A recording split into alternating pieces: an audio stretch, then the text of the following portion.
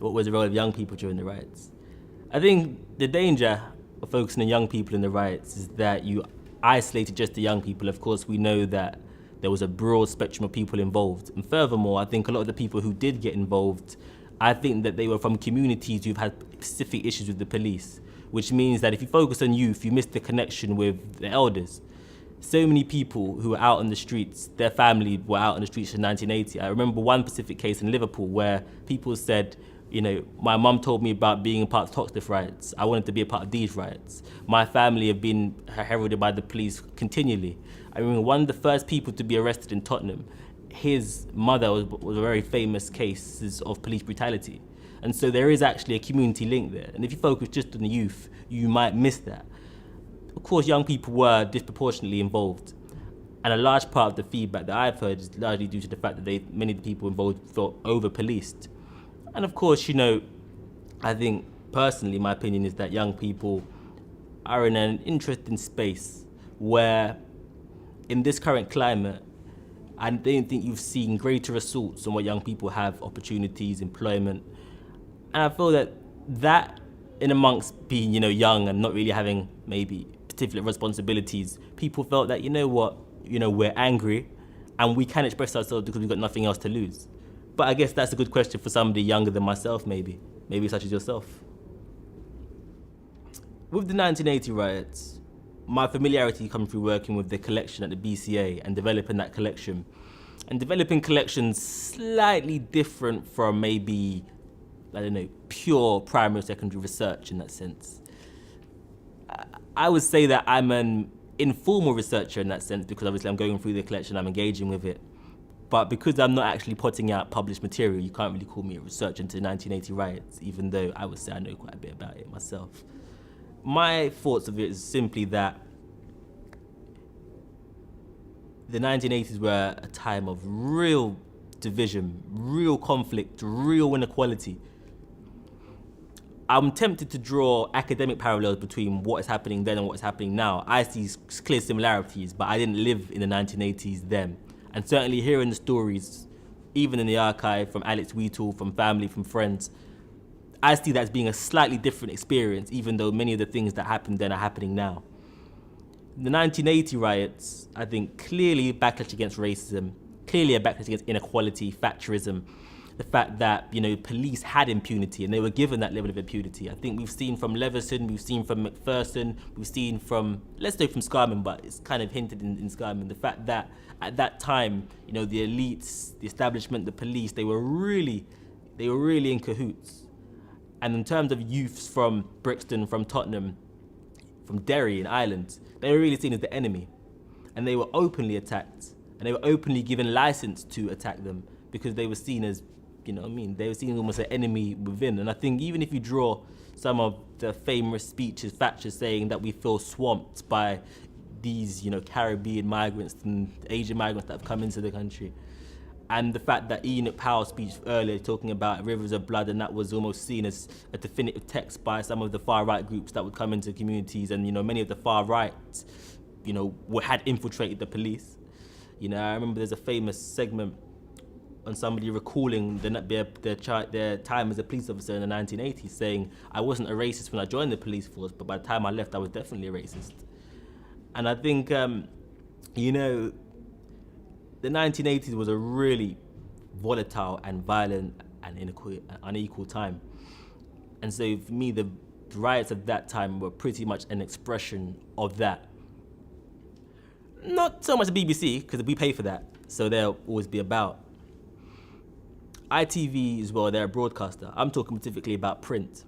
And what I'm also talking about is the fact that the way that people consume media now is largely, I consume media not out of a particular allegiance to any newspaper. Well, that's not quite true. I am a Guardianista.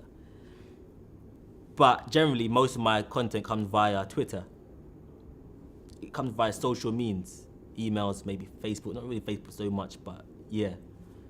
And so what that does down is it means that I consume a far more varied form of news. 1 minute I'm on Grime Daily, GRM Daily now, SBTV, might be on the Atlantic in the States, could be on the Economist, whatever comes to my feed. Once upon a time, there were very much dominated news platforms, and these are the only thing that people consume. Now that's changing. I'd be interested to know what it is that young people are consuming now. And now, if young people are consuming different things, and people themselves are consuming different types of blogs, it means that the places that dominate people's attention are starting to become more democratized. It means there's far more choice, which means that there's far more opportunity to create your own scene. And as I spoke about SBTV and so forth, people can do that now. And what that does is that means that you've got now great opportunity to shape representations of yourself. And so the dominant platforms are no longer as dominant as they once were. And that is a real opportunity in terms of changing representation. It's interesting because there was a campaign run by a youth group or a youth organisation in Manchester called the Reclaim Project, which aimed to get the media to report positively on young people. And I definitely think there is a case for greater representation, but the truth is that the media report headlines, and headlines are controversial and they're problematic and they're crisis. That's what people pick up the papers to read. And so in that sense, the news business in itself is one of crisis, which is problematic, as I mentioned before, about, media storms. When there are certain things are reported, it can elongate a situation, in my opinion. And I think we've seen that previously with knife crime. I think 2008 was a really horrific year. And I think that as more media came in, it almost seemed to go up. And as the media disappeared, the crisis didn't disappear entirely, but it was nothing like what it was in 2008, when people were just dying left, right, and centre, not near to where I lived. I think in terms of getting better coverage and representation of young people, that's got to come from young people themselves. I think in this day and age, with the power of the internet, young people can create their own platforms to put out their own content and their own productions and their own documentaries and their own music. And if you look at, production from, GRM Daily, Graham Daily, SBTV, that's what they're doing. They're saying, well, you know what? We're going to put our own positive content. And so I think they're shifting the representation. And so I think the days when, the ITV and BBC ruled representation are coming to an end. Everybody knows The Guardian has no money. Print is dying. Print is actually dying. There are jobs getting shed every single week. And, if you go for a drink with a journalist, that's going to turn into a wake. People pouring Hennessy on their careers. The truth is that, the internet offers an opportunity for young people to say, well, you know what, we're going to take back some power and say, well, this is what we're about, this is who we are. You know what, we're different, or there's a nuance to our lives. And so I would say, let's move away from the old establishment media and look at the new social medias and see let's see what opportunities these can offer. This is the thing about the term young people. Young people is a very deceptive term, in that if we go by the definition that most people use of what a young person is, a young person could be anywhere between the age of 13 and 24. Around the riots, what the media frame particularly as youth unemployment is people between the age of 18 and 24, which technically includes myself. But then if we think about young people in Britain, there are so much variation in that group. You've got people who are affluent and are 18.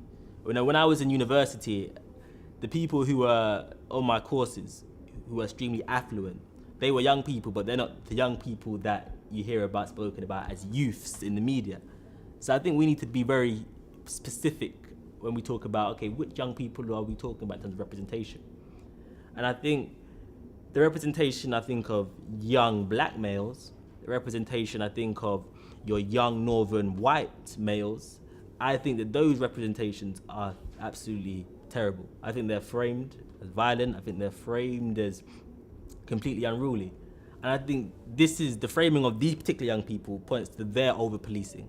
So, there's a difference between the groups who went to my university, very middle class.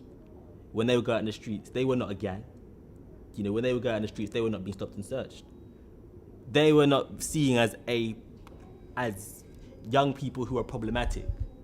And so I think the term young people in itself describes such a broad range of people and experiences that I don't really feel that maybe the representation between young people really works. We need to be more specific and be more honest and say, well, hang on, who actually is the media misrepresenting? It's not just young people. Let's go deeper. It's specific young people. And then why is it misrepresenting them? And that's when you get to the heart of what the real prejudice is. If I was to put a 3-point manifesto, very simple and very basic, on how to prevent riots, because obviously, it's pretty difficult. I would say 1, build institutions that people trust. If people feel that the law works in their favor, they don't need to protest against it. People feel that police works in their interest, they don't need to protest against it because they have faith that the system works. And a riot really is a breakdown in politics, and that's what happened. It was a breakdown in the way that the community rated to the police because of a huge incident that happened. Second thing, I think that people need to feel that not just the state is fair, that society is fair. And I think that if people feel that there are grave inequalities that they cannot overcome, then that thinks, well, why should I consent to be a part of the rules? If we think about the whole conception of a state, a democracy, the way that it's conceived is that people go and vote, and when they vote, they give up their power to go and rob a man, to go and thief something. They give up that power and they say, well, you know what, we're going to comply and we're going to give this government the power to make laws in our interest, because that way we'll all be better off. We're better off, aren't we, if we say we're not going to rob, we're not going to steal, it's not going to be anarchic. We're better off this way if we have these rules that govern and we're all, governed by them. It's equality in that sense.